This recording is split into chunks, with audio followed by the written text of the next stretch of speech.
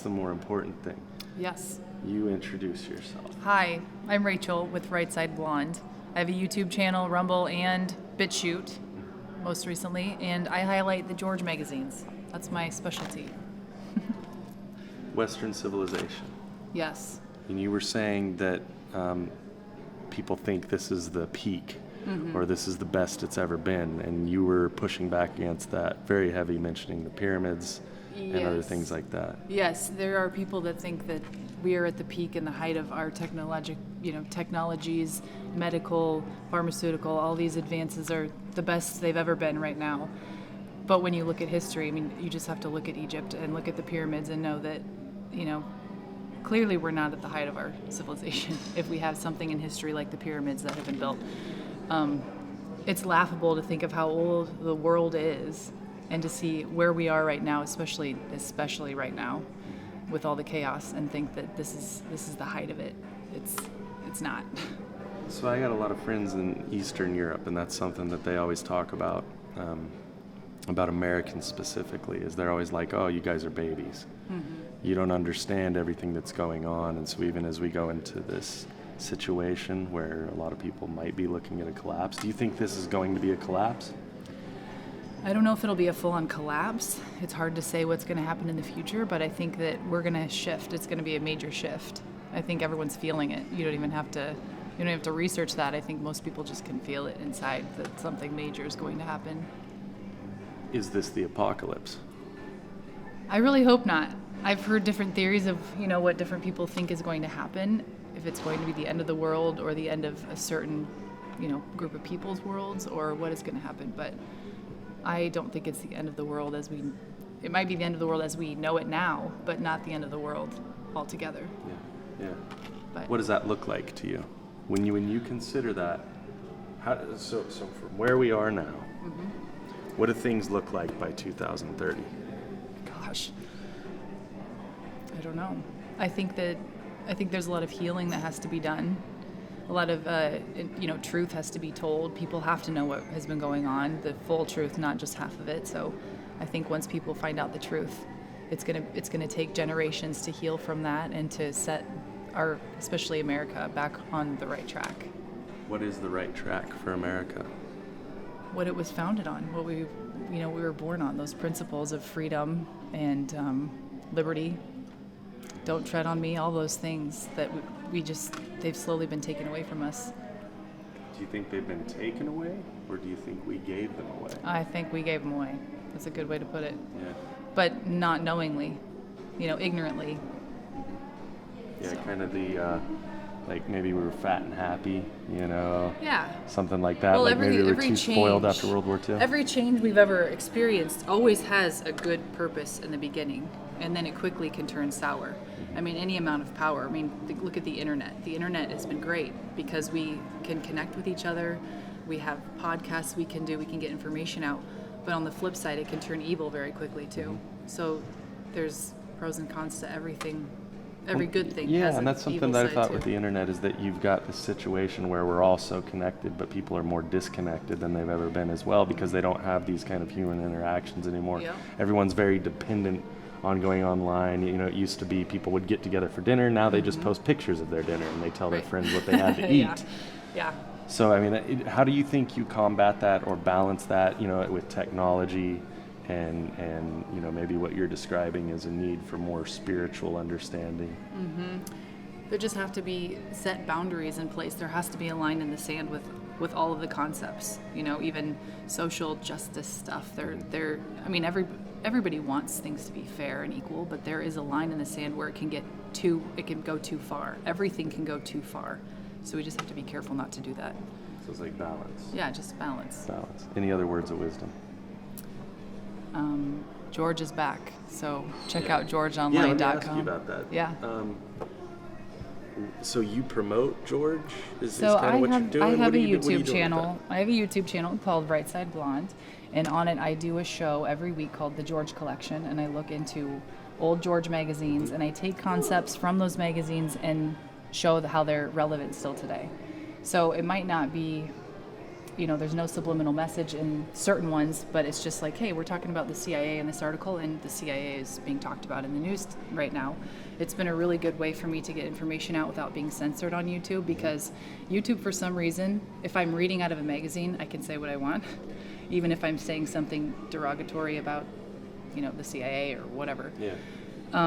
It's a safe way to get information out, and it's also an interesting way to connect the dots from past to future, because when you look back at those magazines, all of this has been going on a lot longer than what we probably think. And I think a lot of people, when they wake up, are going to realize, holy cow, I've been sleeping for at least 20 years, at least 27 years. 27 years ago that magazine came out. I've been sleeping for 27 years now. How long was I sleeping before that? How long were my parents sleeping? So it'll be interesting. What was the most interesting thing you found in your work? The most interesting. The most crazy thing that I found was that if Donald Trump comes back, he's going to be what number of president? So he was the 45th, and then Biden was the 47th or 6th, and then Trump would be the 47th. There are 57 issues of George that were back from the 1990s. There's actually 58 covers, but there were 57 issues. 57 in gematria is George. So I don't know if you guys are into gematria, but I do a little bit. I dabble. So that was interesting. 57 is also Tesla, which is interesting. Guess which issue has Donald Trump's face on it? And then, so, the first issue was the inaugural issue, second one. Okay, guess which one had Donald Trump's face on it? I'm guessing 47. 47th one. Yeah. Okay, so are you fairly convinced that we will see Donald Trump as president again? I would, yes. Yeah. Yeah. You don't see any way that doesn't happen?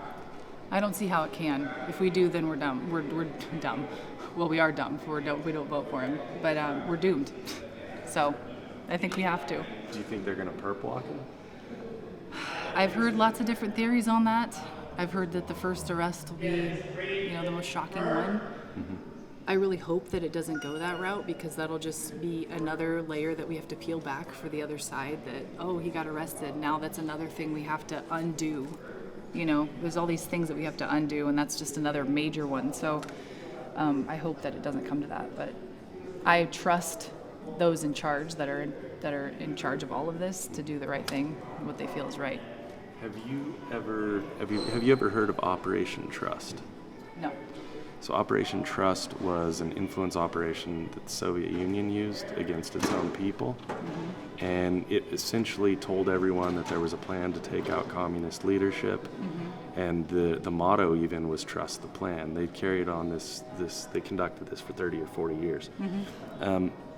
Obviously when people talk about, there's a secret military plan to take over the government, have you ever been concerned or considered that a lot of that could be just controlling opposition?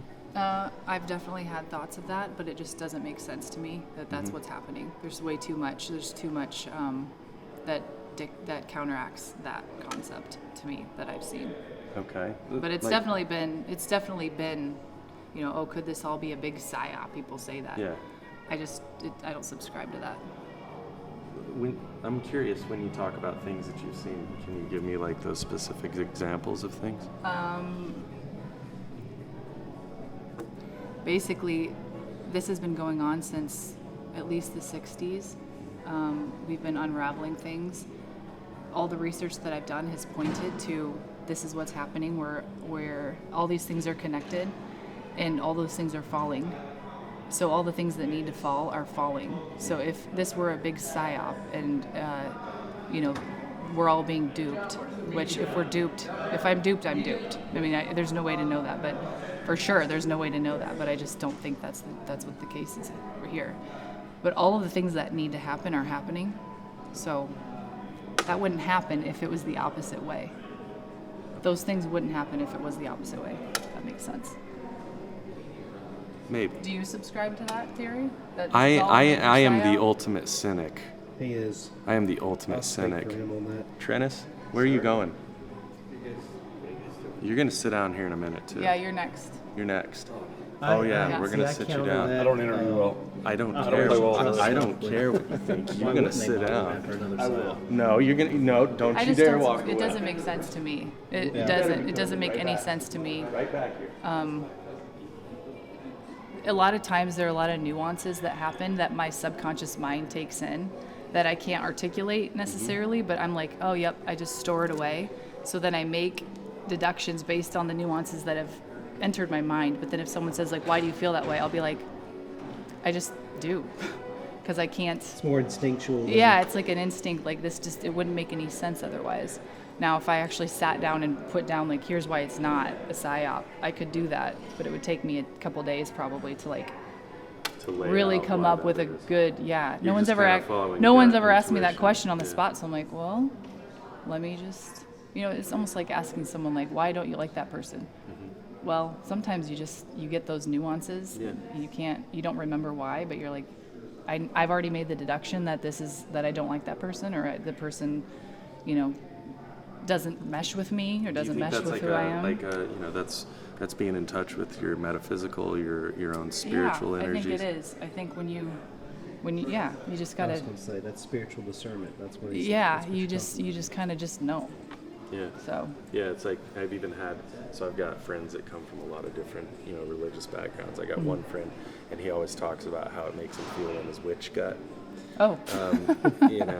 And so I think that that's something that we are recognizing. There is kind of a spiritual awakening to all this as well. Totally. I think 2020 was a political awakening. 2021 has been total spiritual awakening for me and a lot of other people too. It's undeniable. So, and it's weird to think, okay, a year from now, what else am I going to learn, and what else am I going to learn about not only myself but the world, and what we've been, kept from, the knowledge we've been kept from. Yeah. Because people say, like, oh, this stuff is new age, some stuff is new age. It's really not new age. It's actually ancient. Like, it's old age. A lot of this stuff is like a long time ago. So I'm curious, what all that stuff looks like. Yeah, I mean, I think there's a lot of forgotten information. It's like it's been lost throughout history. It's been hidden from us. Things about our origin even. Mm-hmm. A lot of things that I see get tied up with the idea of disclosure and whether or not you're going to get, disclosure of alien species. I thought it was interesting. Just last night I was reading an article where they've now discovered a planet that has carbon dioxide in the atmosphere, which suggests that you've got carbon-based life there. Mm-hmm. Do you think that that's tied in with this? Is there extraterrestrial life, and what does that look like? I've always thought there was something else out there. Yeah. I've actually done podcasts with a gal named Bev Trout. She's a ufologist. She's 93 years old. She's been a ufologist for over 25 years. She takes, accounts of people who have encounters with ETs. Some people, have seen crazy things. So I do think there's things out there. I know some people say, oh, those are just demons, or those are, so I've heard it all. I personally think that it's ignorant to think that we're alone. So, but yeah, well, I mean, it's a very large universe. Yeah. We learn more about it all the time, especially when you get into things like the ideas of, I guess we can call them extra-dimensional entities. Yeah. And these entities that can kind of move back and forth through dimensions. Yes. So I think that human beings have a tendency to describe things in whatever terminology is available to them that they best understand. So I think a lot of times it's easy for people to say, oh, this is a demon. Yeah. Or even this is an angel. But what are those terms? Those are just English when you words. When you consider like the spectrum of light and sound that we can perceive as humans, and to know that there's perception beyond those many, to me it seems like, clearly we are, what's it called? When you don't have the full spectrum. Limited. We're being limited. Yeah, right? there's a better word. I know. For that. I'm trying to think of the better word. But see, we're being we don't limited have the by our words to language explain right it. now. Exactly. You're limited by what you can come up with. People who have near-death experiences, they try to describe what heaven is like, and they said there's no human words to describe how beautiful it is and how vibrant the colors are, because even those don't do it justice. And feeling love is what the word we use, but love is not even what you feel. It's 1,000 times greater than that. So it's like that. people are kind of closed-minded when it comes to stuff like that because I think it scares them a little bit. Sure. To know that there's more outside of themselves, but I'm fascinated by it. Yeah, clearly. and maybe it shouldn't be so scary. Something that I've thought with all that is that you get into this situation where it's like, it's a big universe, Yeah. but it's very small at the same Right. time. I mean, if all of this is one, and that concept seems to pervade a lot of different cultures, the idea of oneness, then maybe it's not so big after all, and maybe that's the plan. Right. Yeah. Yeah. I guess we'll all find out someday, hopefully soon. Yeah. Okay. I was saying there's different creators who think different things are going to happen. You've got like people who think the apocalypse has happened, and some people think that just the bad guys are going to leave the world and stuff like that. And I feel like if you truly create your reality, then perhaps you're creating what happens in your reality. like There's manifest multiple destiny. timelines. There's infinite amount of timelines. So if you think that the apocalypse is happening, maybe on the timeline you think the timeline you're on that will happen, and you'll move to whatever timeline you think is going to happen after that. So there could be different potentials if you use that theory that we're all creating our own realities. Maybe what happens is different for all of us. I've thought that often. When I started off and I started doing media, it was very bizarre where I went on a trip and I was making jokes about how the script was going to write out. Because we were going to make this kind of loose satirical documentary, and then I was struck by how everything that transpired then essentially followed the script that we'd already written. Now it was a joke, and there's no way that could have happened. Yeah. We couldn't have planned anything that happened really, but it did happen. It's- So I think It's really important. I mean, what you think about, you bring about. People say that a lot, and whether good or bad, whether something bad happens to you, if you flip it and turn it into a positive thing, like, okay, well, this happened for me. Maybe I'm late for work, but maybe I would have gotten in an accident if I would have, been 2 minutes ahead or something like that. It really shifts your reality into this is all happening for me instead of against me, or it shifts. It makes your reality better. And no one can question that. No one can say like, oh, well, my world got better or got worse because I was a positive thinker. Everyone's going to say, yeah, because I'm a positive thinker, my life got better and I got happier. So, I guess even in things like if we talk about like prosperity gospel, you see a lot of that, and it does seem like people are manifesting exactly what they want all the time. If they're being negative, their life tends to kind of spiral negative. So I think there's a lot of truth to that, and that was what was interesting about these separate timelines that people are living in. Yeah. Now, if you ask me, I have no idea. These are just theories. These are the thoughts that swirl in my mind. Yeah. So don't ask me if I, what I believe. I don't really know. Nobody really knows. Because I don't know. It's Nobody really knows. We just, Still determined. we take in the information and we try to make sense of it. Yeah. yeah, like that.